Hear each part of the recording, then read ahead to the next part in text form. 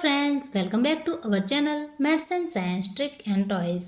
આજના વિડીયોમાં આપણે જોઈશું ધોરણ 6 પ્રકરણ 4 વનસ્પતિની જાણકારી મેળવીએ. જેમાં અગાઉના વિડીયોમાં આપણે જોયું મૂળના પ્રકાર, તંતુ મૂળ અને સોટીમય મૂળ. તો હવેના વિડીયોમાં આપણે માહિતી મેળવીશું પ્રકારની. તો સૌપ્રથમ જોઈશું પ્રકાર કોને કહેવાય અને પ્રકારના કાર્યો. પ્રકારનું આ ચિત્ર છે જેને આપણે સામાન્ય ભાષામાં થડ તરીકે ઓળખીએ છીએ. વનસ્પતિનો જમીનની બહાર રહેતો ભાગ જેને આપણે પ્રકાંડ તરીકે ઓળખીએ છીએ. જમીનની ઉપર આવેલ વનસ્પતિનો ભાગ કે જે પાંદડા, ડાળી, કળીઓ, ફૂલ અને ફળ ધરાવે છે તેને પ્રકાંડ કહેવાય છે. પ્રરોહની મુખ્ય ધરીને પણ પ્રકાંડ કહેવાય છે. તો આ તમામ રીતે આપણે જોઈ શકીએ કે પ્રકાંડ કોને કહેવાય. હવે જોઈશું તેના કાર્યો.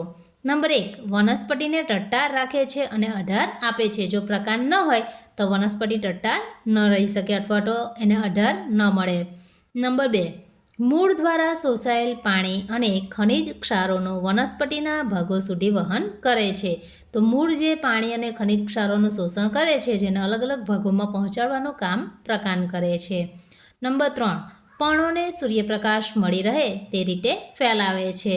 આપણે સામાન્ય રીતે જોઈએ છીએ તો દરેક પર્ણ જે ગોઠવાયેલા હોય છે એ રીતે ગોઠવાયેલા હોય છે કે દરેક પર્ણને સૂર્યપ્રકાશ મળી રહે. પર્ણ દ્વારા તૈયાર થયેલ ખોરાકનું વહન વનસ્પતિના વિવિધ ભાગોમાં કરે છે. તો પર્ણ જે ખોરાક તૈયાર કરે છે એને અલગ અલગ ભાગોમાં પહોંચાડવાનું કામ પણ પ્રકાંડ કરે છે. ખોરાકનો સંગ્રહ કરવાનું કામ પણ પ્રકાંડ કરે છે. તો બટાકા, આદુ, સુરણ, હળદર વગેરેમાં ખોરાકનો સંગ્રહ કરવાનું કામ પ્રકાંડ કરે છે જેનો આપણે ખોરાક તરીકે ઉપયોગ કરીએ છીએ. તો હવે પછીના વિડીયોમાં આપણે જોઈશું પર્ણના ભાગોની માહિતી.